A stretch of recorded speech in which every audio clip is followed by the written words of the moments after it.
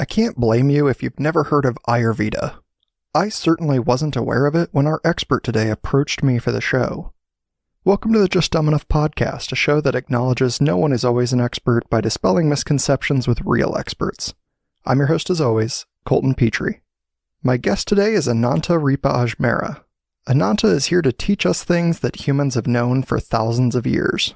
The problem is that we've been overwriting a lot of this old, hard-earned knowledge with new trends and fads that don't actually serve to help us as much as they hurt us.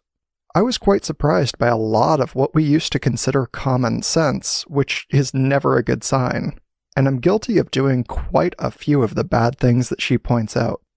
While her background definitely has a spiritual inclination, you'll likely find a lot of universal advice on how to grow and better yourself that doesn't have any direct connection to one philosophy or religion. We'll talk about how it can help you with everything from insomnia to eating disorders. Let's relearn old knowledge.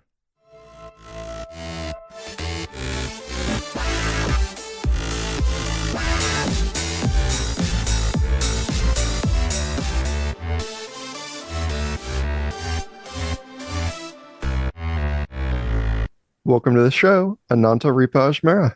Thank you for having me. Yeah, I'm so excited to have you on the show. Why don't you introduce yourself a little bit for the audience? Okay, sure. My name is Ananta. I'm a spiritual teacher and an author of a book called The Way of the Goddess, Daily Rituals to Awaken Your Inner Warrior and Discover Your True Self. This is a journey that began for me many years ago and really still continues to this day. I feel like it's so important that when we write a book, we are also learning from that book, because I feel that the books we write as teachers or experts are really the books that we need. We tend to teach what it is we need to learn. So this book is about nothing less than the spiritual goal of liberation while living, which is something that I am fully learning about and seeking in my own life. And so as I've written this book, it's really taken me on a deeper journey to continuously continue to awaken my own inner warrior and keep discovering my true self. So I'm really, really happy to be with you today to be able to share a little bit about that and any other things that you might be curious about. Yeah, absolutely. And that's such a great outlook, just to say, like, we're never done growing and learning. So even though you are like the teacher here and you wrote the book and, you're going to educate all of us, you're like, that doesn't mean I'm done growing. No, it's just the beginning, right? Because then a lot of times people can fall down when they think that they've achieved it all, right? So I don't want to fall down. So therefore, I just keep myself close to the floor, close to the ground. Stay, curious, become and remain a seeker throughout life. Yeah, that's fantastic. So when did you kind of get started into all of this? Well, I feel like I've always had a strong spiritual inclination.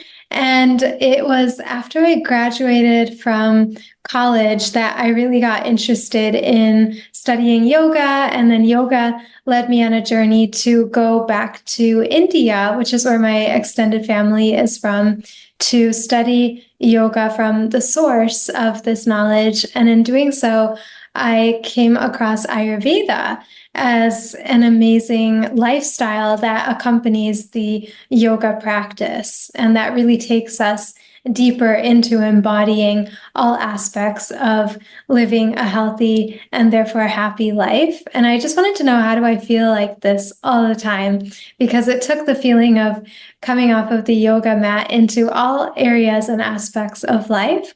So this was right after I graduated from college, from NYU, and then about a year later, I then took a cross-country trip to the West Coast and decided to check out what it would be like to live there. And when I got there, I actually encountered a school and a teacher who could teach me Ayurveda, which is what I really wanted to learn.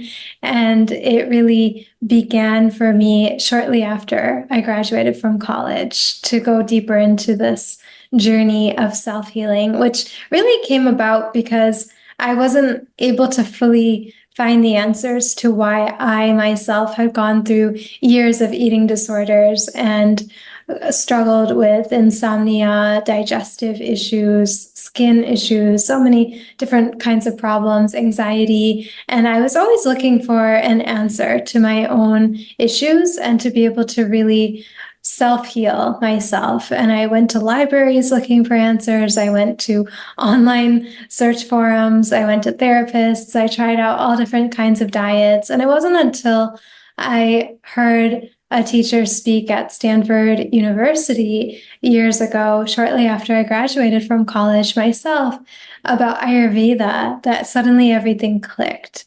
I suddenly felt like, oh, here is this holistic science that encompasses all aspects of life, that deals with all aspects of the being, not just the physical being, but the mind, the emotions, and very importantly, the soul. And I feel like this is the answer. This is what will help me come home to myself and really be able to then live the life of service I've always felt called to live. Well, and as much as we've heard about, yoga's gained a lot of popularity, I think, over the last probably 2 decades. But, I don't think I had heard Ayurveda until I had talked to you for the first time, where Oh, I was that's like, awesome. I've never heard about this. What is it? Sure. Yeah, that's great. I love introducing people to Ayurveda. Ayurveda is the world's oldest system of health and healing from ancient India. And it teaches you how to live in harmony with nature through your daily and seasonal routines and food choices that are designed to help you find a state of balance, because balance is defined as the key to health in Ayurveda. Fantastic. So when you're talking to like an absolute novice like myself, what's like the easiest way to get started? Like the easiest general practice where you're like, okay, here's tip one. Yeah, actually, tip one in my first book, which is about the Ayurveda way, is actually to start eating only warm cooked foods. That is because in Ayurveda, balance is the key to health, and the key to balance is having a healthy digestion. And when you have a healthy digestion, it allows every other aspect of health to come forth within your being. And so we really want our digestion to be in an optimal state. And the best thing that you can do to enhance your digestion is literally to eat warm cooked, gently oiled foods. In Ayurveda, digestion is poetically envisioned to be like a fire. And if you put cold substances into a fire, it tends to extinguish or put out the fire, versus if you put warm, cooked, gently oiled substances into a fire, it kindles that fire. And when that fire within is kindled, it allows all the other functions of the body to really be at their best. And nowadays, modern science is really corroborating this with all the discussion about the microbiome and the gut and brain connection and the importance of digestive health, even in functional medicine and Chinese medicine and all different types of health systems. But Ayurveda, being the world's oldest system of health and healing, has actually always known this. And so it's really, really important, I feel, to tune into this ancient wisdom that has been delivering results for people since the times that we know. Well, and it's this very, historical and beautiful and poetic way of saying like, we already knew ice cream was bad for you. Or you're Yeah, like, exactly. we didn't even have it. We already knew, like, you shouldn't eat that. I know, it's sad. I used to love eating frozen yogurt when I first learned Ayurveda myself, and I realized, wow, this is really not helping me with my digestion. So I had to part ways with my frozen yogurt, and that was kind of a sad experience, but a good one. And you just replace things, right? So we don't believe in going cold turkey in Ayurveda. We believe in replacing things with healthier substitutes. So, when you're talking about some of the general practices here, is that one of the easier changes to make, or do you think that's one of the harder ones? Oh, I think that's hard to do for a lot of people. So I think it's good to go slow. And I think it's important to learn why you're doing what you're doing, because otherwise it feels like just depriving yourself in some way. So I feel like it's important to have some explanation on why these things matter and how they will help you, or hurt you if you do or don't do them. So that's why education is really important as part of following this path. But then I think the moment you start to really do it, and especially when you do this practice of even just simply eating the warm cooked foods instead of the ice creams and the frozen yogurts that you may have grown accustomed to and love, you'll start to feel better. You'll start to feel the difference in your overall digestion and then in your entire system and your whole feeling of well-being. And I feel like it's in the transformation itself that you then have the evidence you need in the laboratory of your own life to really continue these things. And that's when then they start to feel easier because they deliver results for you, where maybe all the fad diets and other things that you've tried have not. At least that was my experience. And that's been the experience of so many people I've met and worked with as students and clients and things like that. Well, and that's kind of the beauty of actually doing things that are good for you is you start to feel better slowly but surely, and you're like, oh, I'm making good choices because I can feel the outcome. Exactly, exactly. So does that also extend to say I enjoy iced water? Like, should I transition to a just room temperature water because it's easier for my body to digest? Yes, this is true. It also applies to liquids.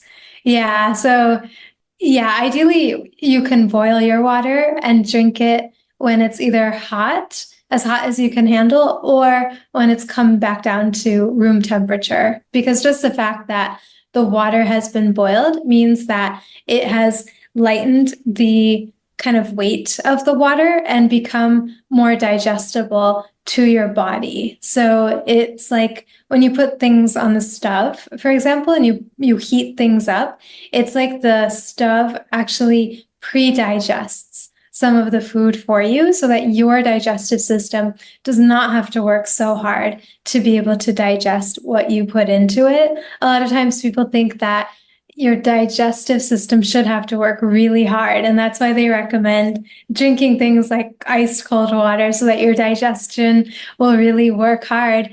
But the truth is, it doesn't work like that. It's not supposed to have to work so hard. We should actually work hard to ensure that our body internally does not have to work so hard, because we're trying to take care of the body here so that the body can then take care of us. Yeah, I've heard a lot of those where they're like, I got to burn those extra 6 calories by drinking, ice cold water all day. And you're like, is it worth that struggle? Or where I'm just No. like, I just kind of like cold water. Yeah, and I mean, you can still have the room temperature water, but it is very helpful to boil your water. I think even just those two things, boiling your water and then drinking it, and also the warm cooked foods, really can make such a world of a difference Yeah. for your health. One good news for people who already like tea. Yeah, exactly. So when you're talking about Ayurveda, is there a lot of, like an energy practice to it? Well, how do you define energy practice? I just mean yoga, I think, has a very getting in touch with your physical self, right? Whereas, does Ayurveda have you're trying to get in touch with kind of a different version of yourself where you're like, it's my mental state or, the way I carry myself through the day or things like that. Oh, yeah, yeah, definitely. I mean, Ayurveda is going to touch on all aspects of yourself, actually. So, your physical self, your emotional self, your spiritual self, and psychological self. So, yeah, for sure. Ayurveda, covers all of it. And there is an energetic component to it for sure. There's actually the presence of what we call as the three doshas, or the three body types or bioforces of the body, which are made up of the five great elements, which are space, air, fire, water, and earth. We all have all of these five great elements in our beings in different ways and in different amounts at different times of the year and even different times of the day. So once we learn to tune into those energies, we're able to more easily find that state of balance within ourselves and to then feel a lot better as a result of being in more balance. So when do you notice, say you started your Ayurveda practice today, right? We've made our changes in our diets. We're starting to be, more mindful. How quickly do you think you start to notice some of those changes? Well, I think some of them you notice right away, like even if you're doing a lot of cold, raw things and iced water to then going warm and cooked only, you will feel that immediately. Even the next day, it will be felt for sure. And then some of the things that we do in Ayurveda, they take a little longer to show their results. It kind of really depends on what it is you're being recommended to do and how different it is from what you have been doing now, right? Because some people already follow more or less a seasonal diet because they already shop at farmers markets, and that will already put you in a good position to be benefiting from Ayurveda's seasonal health wisdom. But say if a person is living on pizza and hamburgers and ice cream and frozen yogurt with fruits, then they're going to feel the change a lot more than a person who's already maybe cooking with seasonal foods, right? So it just depends how far off or how close to the recommendations a person already is. Well, and certainly I feel like it's one of those, when people make these changes, right? They're like, oh, I'm going to get really into Ayurveda. Like that's their new thing. They kind of seem upset when they're like, well, my life didn't change immediately and abruptly. And you're like, look, like not all changes are just going to be overnight. I know you want like instant gratification, but some of these things, like there's a seasonal aspect to this where you're like, you're not even going to see the next part until 3 months from now. Exactly, exactly. Yeah, some things definitely take time. Well, and I think that kind of expands to, a lot of life, right? Like, are we expecting too much from changes that we make in our Yeah. life? Yeah, I totally agree. The immediate gratification society definitely has a lot of drawbacks. That's why in the ancient wisdom traditions, we're really recommended to have patience, and even if you think about why a person is called a patient when they go to see a doctor, it's because patience is required for any true healing to really take place. Because so much of the mistakes that we make, I feel, in life are due to rushing and due to the hastiness that can happen in rushing, due to the lack of attention to detail that can happen when we rush, due to the over flooding of the desires and the emotions that are present when we rush. And when we step back, slow down, and really think about things, and question things and get to the heart of things, that is a process and that takes time. But when we do it step by step and we are patient and we really surrender to the process and trust in that process and trust in ourselves, that's when the miracle of healing really takes place. And it's kind of like you forget about it, ideally. You just do it because you know it's going to help you, and you lessen your attachment to the results of what happens because you did that. You just do it because it's the right thing to do, because you trust in it and you are consistent with it. And then what happens is that all of a sudden you realize, wow, things have changed from point A to point B, but you don't really realize it because it's gradual, because it's natural, because it's organic. It's like a flower blooming, right? Like I have garden on my balcony here in Florida. And it's got a lot of leaves on it. And there's buds too of all kinds of beautiful flowers yet to bloom. And if I apply the instant gratification mentality to my balcony garden, I could be going out there every day looking at those buds and wondering, why isn't it blooming? Why isn't it blooming? Can I just like maybe squeeze it and like it'll help it to go? But in the process, then I could actually interrupt the buds growth and they might fall off before they even were supposed to bloom themselves. And that's what happens, right? Healing is like planting the seed of a beautiful flower to grow in the garden of your life when it's watered with the right kind and amount of water, given the right kind of sunshine and the environment that is really going to allow it to thrive. So we have to treat our process like that and kind of keep it sheltered a little bit in the beginning, not even telling too many people that, hey, I'm growing this new plant called health.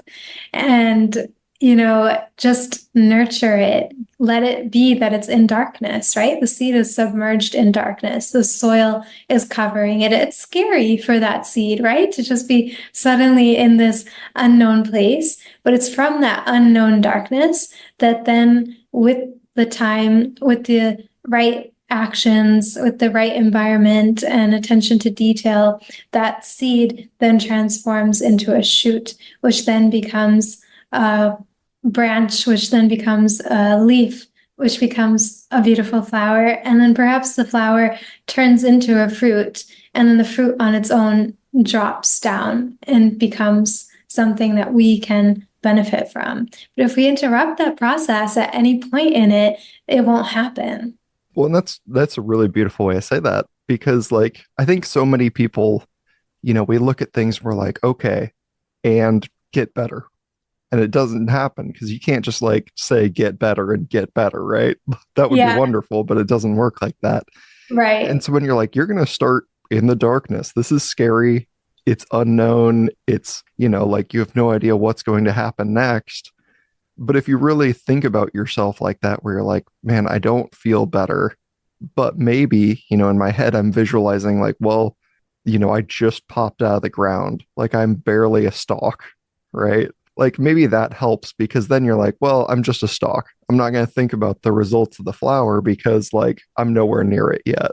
And that, like what you're saying, stop thinking about it because the moment you stop thinking about it, you just start doing it for you to like, just do the practices. Because one day you'll just be the flower and you're like, oh, hey, how did I get here? Yeah, exactly, exactly. It's a spiritual practice, actually. That's what's known as karma yoga in Sanskrit. So a lot of times people think yoga is just the exercises that you do with your physical body, but karma yoga is actually a spiritual practice that I write about in the Way of the Goddess book, which is about how you are asked to do the work and to detach from the outcomes of your actions. Just work for work's sake. Do what's right because it's the right thing to do. And don't fixate too much on what happens as a result of it. It's really difficult for us to do in our modern era, but when we can do it, first of all, you notice that you have a lot more peace of mind. You're a lot easier to get along with. And then it's as though because the stress is no longer there, your mind is a lot clearer to think sharply and to come up with creative and innovative solutions, and actually enjoy the journey and the process of going from the seed to the flower. Well, in some of this, you're like, okay, I'm going to get healthier. I'm going to start taking better care of myself. Eventually, people start to get to that point where you're like, I want to know who I am. Like, I want to really understand myself. But that's probably a pretty long journey in itself, right?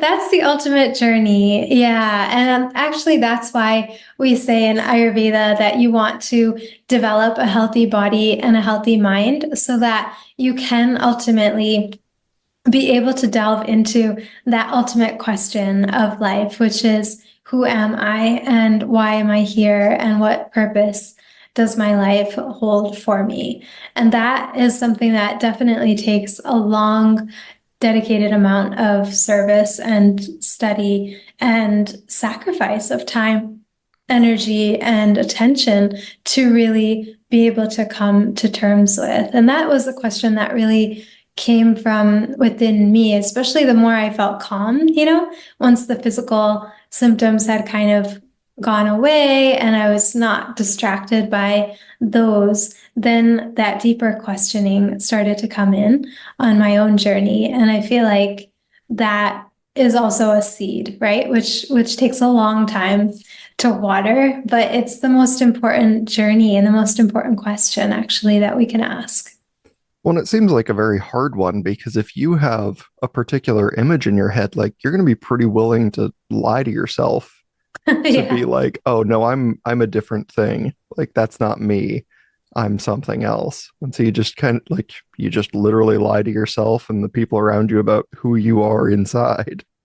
Yeah, so much of our lives is spent doing that, right? And whether consciously or not, it's something that we tend to do. We tend to lie to ourselves and tell ourselves stories which really are not true and have no basis in reality. Because it's not until we really stop and spend some time questioning our reality and questioning the setup and questioning everything that we've previously taken for granted that we can really come to a deeper understanding of who it is we really are. Well, and it seems like we could do a lot of damage to ourselves, right? Like we're our own worst enemy. We can't get out of our own way. And you're Mm-hmm. like, well, I'm watering the seed. And it's like, well, I mean, are you really watering it? Or are you like, are these all lies that you're telling yourself where you're like, you're pouring Gatorade on a seed and you're hoping it grows? Yeah. Yeah, that's very true. That's very, very true. And yeah, it takes that kind of radical honesty to really be able to go on this journey, which is why it's so difficult because we do tell ourselves all kinds of things. I know it's a horrible analogy, and that is what I am built for, but it really feels like, you do damage. Like it's not just like, oh, I haven't actually been watering the seed. You're like, no, I've been like coating the ground in, sugar to try and make myself feel better. And now I've got to like wash all that away and I've got to make sure that like the seed is still intact and now I've got to grow. Like you've got to reverse all this other damage that you've done where you're like, okay, a lot of stuff to unbury here. That's true. Yeah. And that's why I feel it's so important what is taught in Vedanta, the spiritual philosophy of Vedanta, that we can't actually let go of anything in life. What we can do, however, is take up a higher ideal. So I always tell my students that don't worry or obsess about this awful thing, habit, or person in your life that you know you need to let go of, that you know is bad for you, is not helping you. What you should instead really contemplate on is what higher ideal or aspiration drives you to go forward. Because once you've attached yourself to something higher in your life, then the lower attachments, the things that drag you down and pull you away from your own self, will naturally fade away. Well, and it seems like, the goal here, right, to get to know yourself, at who you are at your most authentic place. That's fantastic. But then there's kind of the next scary step, right? Which is like, how do I show this to other people? Or do I show this to other people? Like that takes kind of a lot of courage to like step out of that box. Yeah, exactly. Which is why I encourage students to be a little quiet about it in the beginning. There's no need to broadcast about who you are because there's kind of a whole in-between stage, right? Of going from who you once were or what you were identified with to then not even knowing anything, right? Like shedding, letting go, questioning. There's that whole vulnerable period. And then there's kind of the other side, the light at the other side of the tunnel, which starts to emerge. And that's when the newfound clarity comes. That's when a lot of things feel better, right? The healing has happened, the flowers have bloomed. And at that time, it'll be easier to share your truth and to share your experience with other people. But while you're in that in between stage where you might just be a shoot or even a nothing, right? Just a little seed somewhere deep in the soil, long lost and never to be found. Just be that, and try to protect that plant from getting extinguished before it's time to even come out of the soil.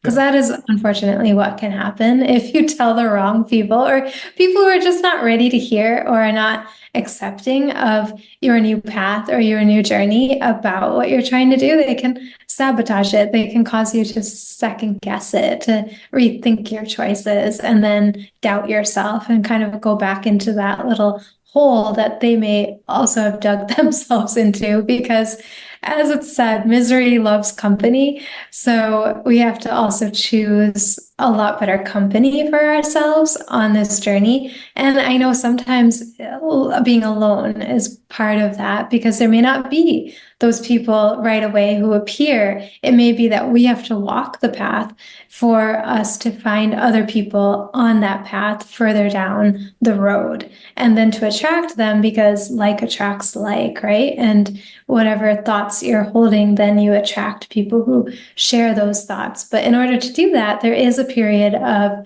letting go and separating from what you are invested in now to then being able to rejoin into a healthier habit or relationship or friendship or whatever the case may be. So I think that is also part of the vulnerability of it and part of why I feel it's important at my organization, The Ancient Way, to create spaces for this in between stage, where you're not quite the caterpillar, you're not yet the butterfly, but you're just in the cocoon. And to have that safe cocoon where people can talk and they can know that other people are going through what they're going through and experiencing the same kinds of things and that they're not crazy and that this is normal and to stick with it because you will become a butterfly. So that feels like an important part of the medicine, actually, of healing is to create these nurturing community environments and spaces. So that's what I'm actually working on right now is launching a new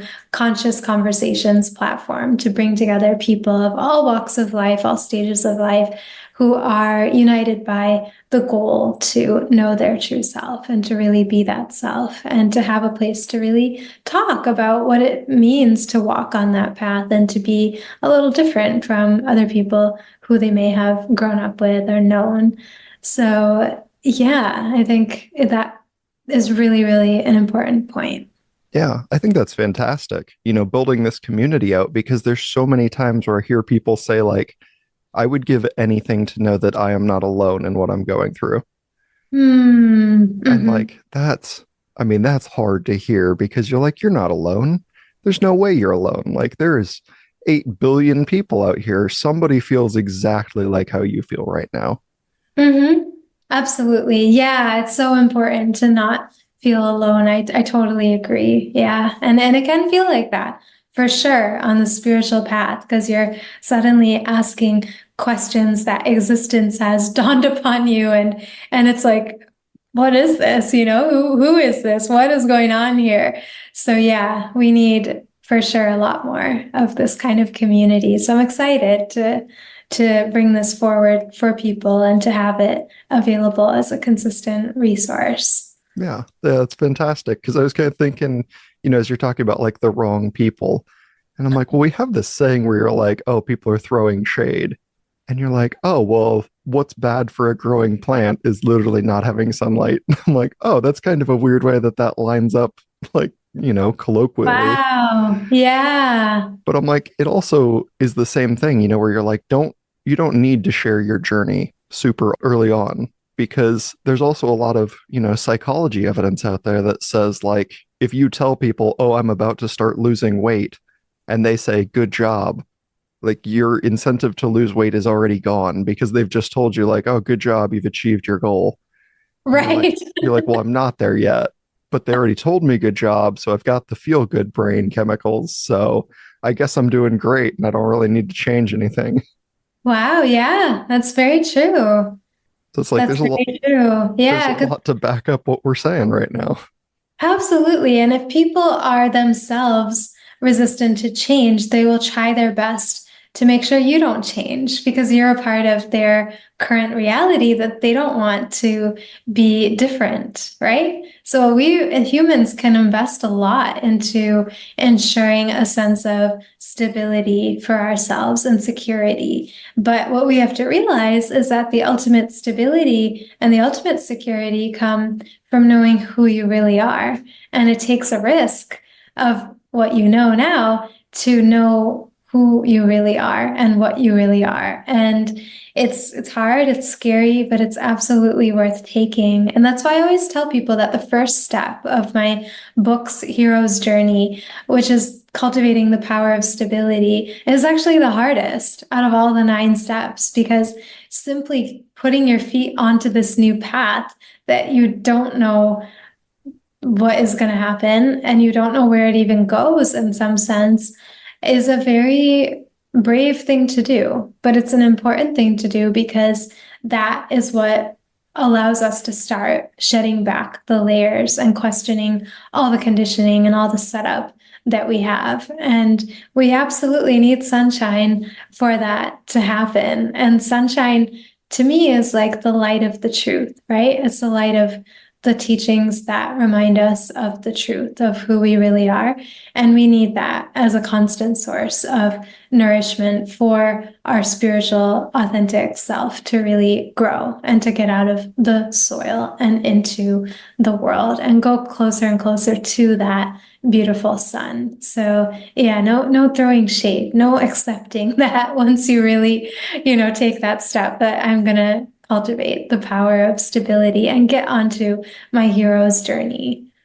Well, and it's one of those that you're like, oh, there may be, storms along the way, metaphorically to speak, right? And you're like, Yes.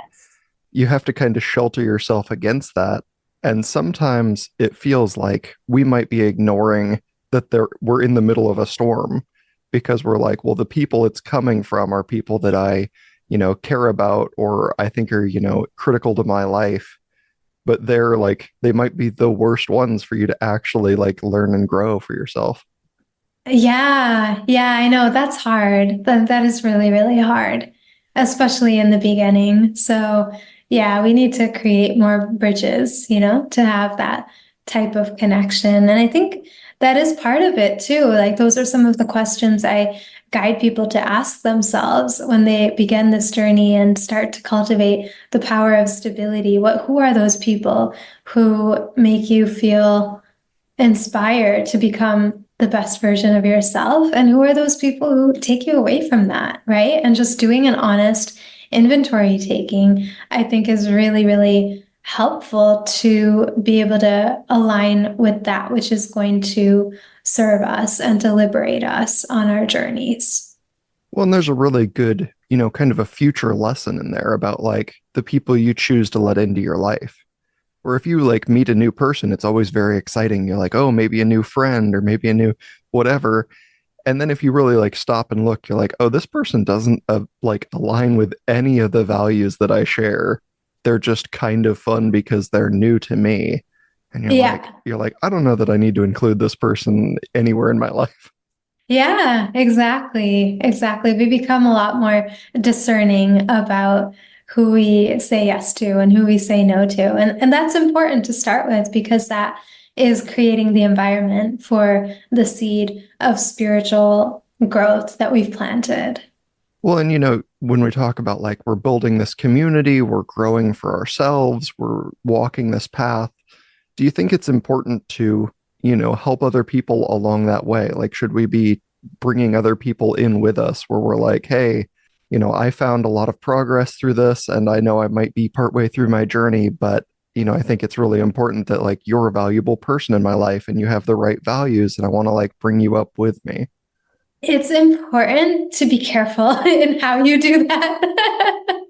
We'll all have that wonderful, unselfish desire to bring those we care about onto the journey, but it can be a black hole if you're not careful. You have to make sure that the way in which you are pursuing your growth itself will be the strongest message to other people in your life. Ideally, the best case scenario is that they should come and ask you, why are you so different? And how can I experience some of that? And then you can say, well, this is what I've been doing, and this is what's been helping me, and I'd love to have you join me. It's really tempting before that happens to want to say, hey, this is what's going on. And you can. It's a good thing to do. I'm going to encourage everyone to bring friends and people in their lives to our community platform, but you have to just be a little careful in how you do it. It's similar to being a parent, right? Parents always want what's best for their children, but if you preach at them too much, they will start to really resist it.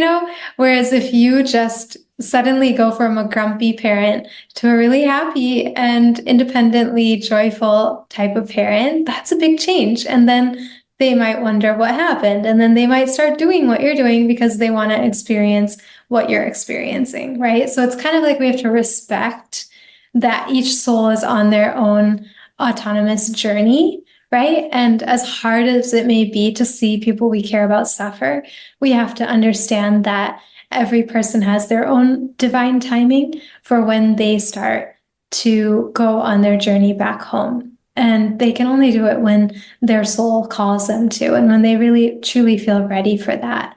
But I feel that the best thing we can do for those we care about is to keep committing ourselves to furthering our own growth, because that's the loudest voice we have to speak to people with about why they should make the changes in their lives. It's not so much what we say, but how we carry ourselves and who we are, right? And the transformation that we embody ourselves. It's almost like a very good, a measuring stick for, a question for yourself is you're like, would people look at me and think that I am a role model of any kind? And if you're like, well, no, not yet, you're like, okay, well, that's important to know that it's just not yet. Like, you'll Yeah. get there and you can be that person versus like you might ask yourself that a year, 2 years down the road, and you're like, oh, yeah, people definitely look to me as a role model. Like, people ask me questions. And that's Mm-hmm. kind of a nice way to like measure your own progress where you're like, oh, I'm further along than I thought I was. Yeah. Yeah, absolutely. So, and I think this is the hard one, right? This is what everyone wants to reach. Do we ever really reach a point where we're okay with just like walking away from things? Like, is that ever a point in our life where we're like, you know what, it's fine, I don't care. Like, and you can just separate yourself from, things that are harmful in your path. Oh, yeah, definitely. Definitely. I think at the start of the journey that happens. And then in my book's journey, the sixth step of the spiritual hero's journey is about the power of intuition and really developing healthy boundaries, developing and maintaining them. And that does mean knowing when enough is enough and when even relationships have gone beyond being helpful, and could potentially be harmful and destructive. And it is important to say no, because what it's saying, or what's said in the ancient Ayurvedic texts, is that it's not even so much about all the good, positive, nourishing things that you take in.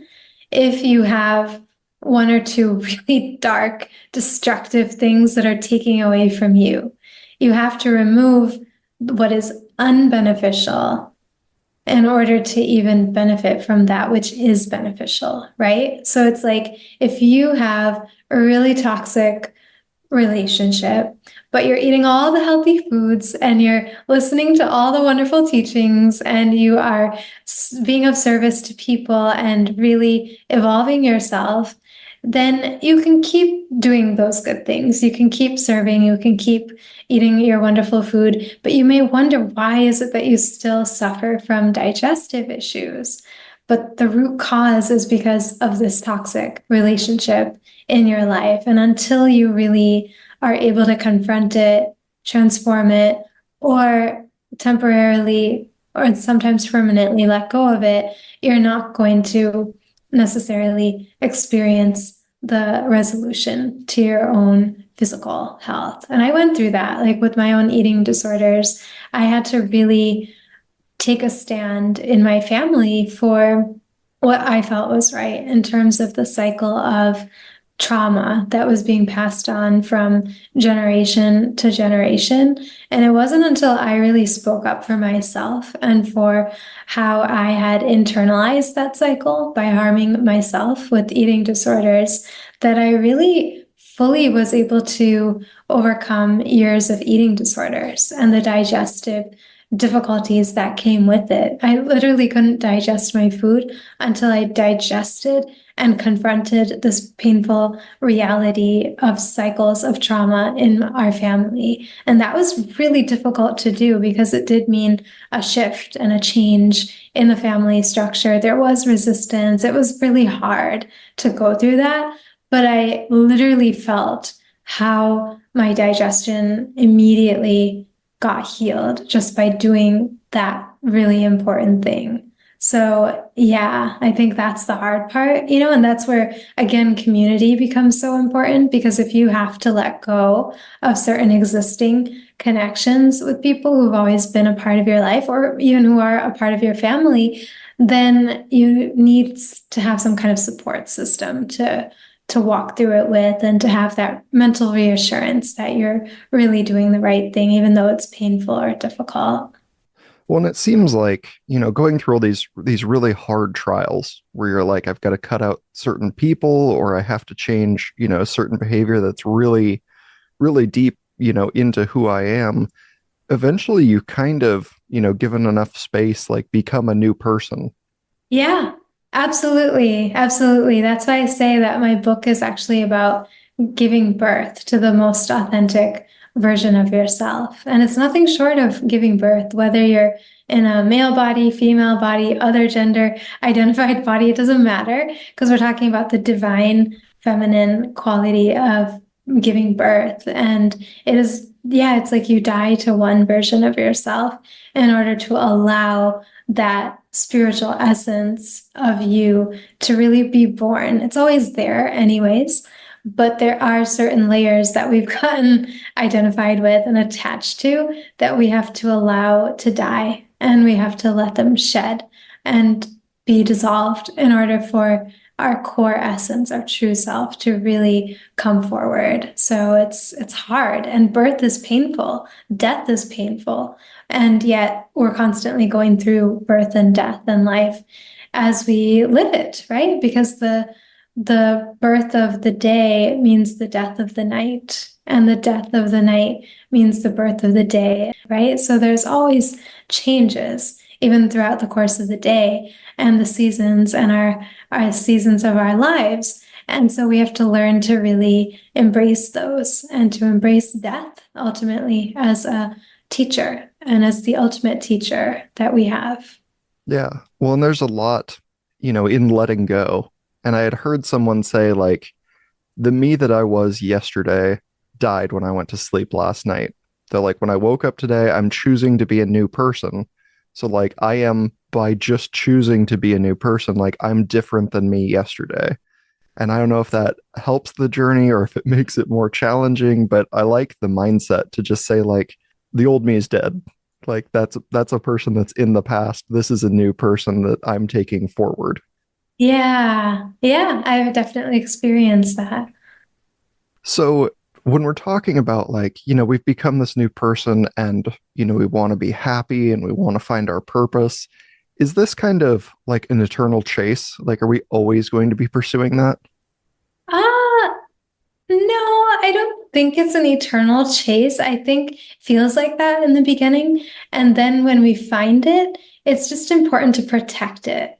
Because a lot of times people get, especially teachers, I think, like spiritual teachers and leaders and authors, can get seduced by the limelight, just because they're in it. And people will put you on a pedestal and say all kinds of things about you that you then start to believe that you don't need to continue doing all the things that got you to that point because you found something, you connected with some deeper purpose and were able to follow it, and it brought certain amount of attention and accolades and things like that. But then you have to kind of keep that chase alive, right? You have to keep that deeper goal alive in order to survive the seduction and the temptations of different kinds that will keep on coming to you when you're on a path of true spiritual discovery. And I think that's where keeping your eyes on the prize, is really, really important, because you can be tempted then to go away from what you found. And so you need to have that fire of the one desire that's going to really help you in life, which is to know your true self. Well, it seems like I've heard a lot of people say, like, you never really succeed. Like, you just hit your old goal and then you immediately form a new goal, right? And so you're like, you just keep going. And I'm like, that's such a bleak way to look at things, to say, like, oh, I've never succeeded. I'm only moving forward.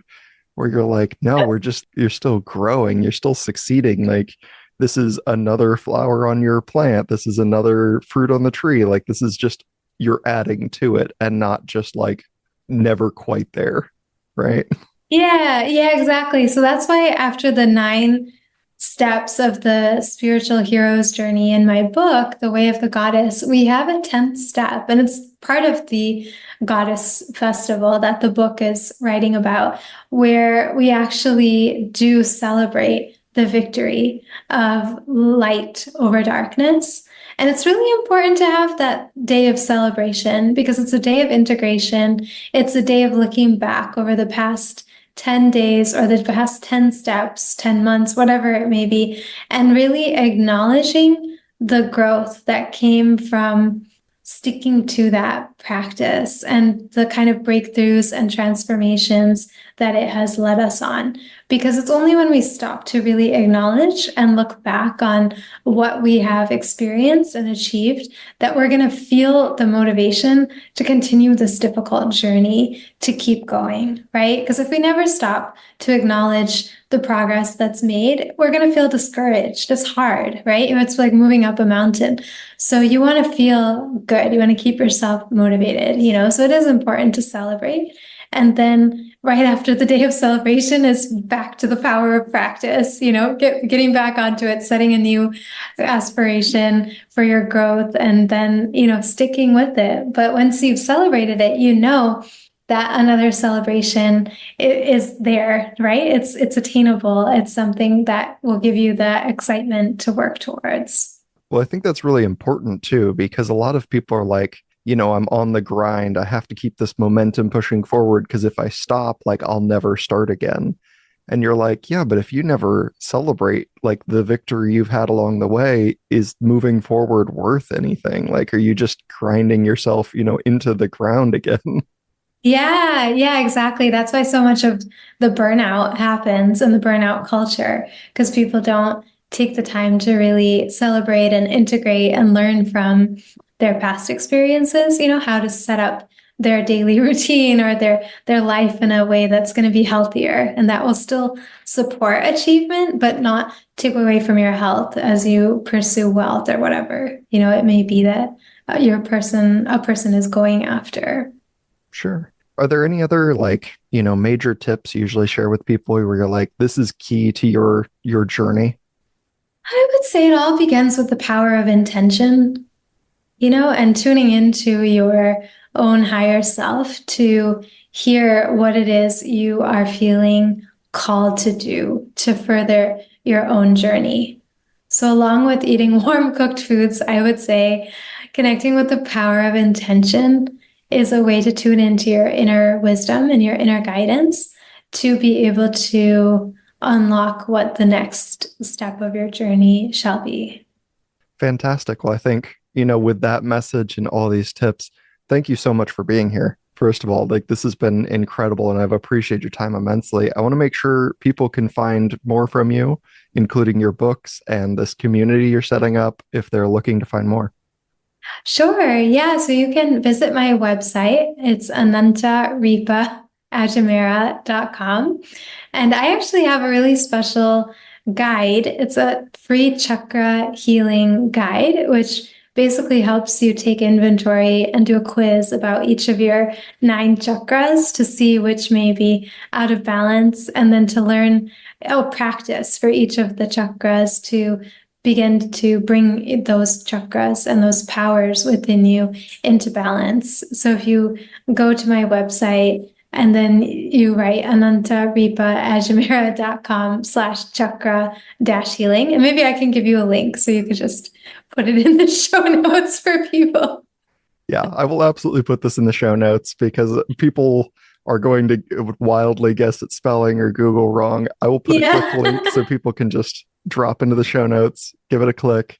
It's fantastic. Your book as well, absolutely fantastic. Can people pick that up basically anywhere? Yeah, wherever books are sold. Yeah, thank you so much. Thank you for having me on the show. It's been wonderful to connect with you. Thank you for these really thoughtful questions. Oh, of course. Thank you so much for being here and, sharing all of this wisdom to help people, forward a journey that really is all about helping them be themselves. Oh, my pleasure. There are so many people on so many journeys out there that it can be easy to sidetrack yourselves. I hope the advice in this episode helps someone to better find their footing and return to their own path. In other news, May is just over halfway done and the rankings have mostly stabilized since last week. Number 1, the United States, now led by California, Oregon, and New York. Number 2, England of the UK. Number 3, Australia, with Victoria taking the lead from New South Wales. Number 4, South Korea. And number 5, Canada, now led by Ontario. That's it for this week. Have a great week, a great weekend, and I'll see you all back here next week for another new episode. Until that next episode, pretty please do all those things that help the show grow, like rating, reviewing, liking, and subscribing. I've been enjoying a lot of the comments lately. Don't forget you can reach out to dumbenoughpodcast@gmail.com or on any of the social medias if you want to reach me personally.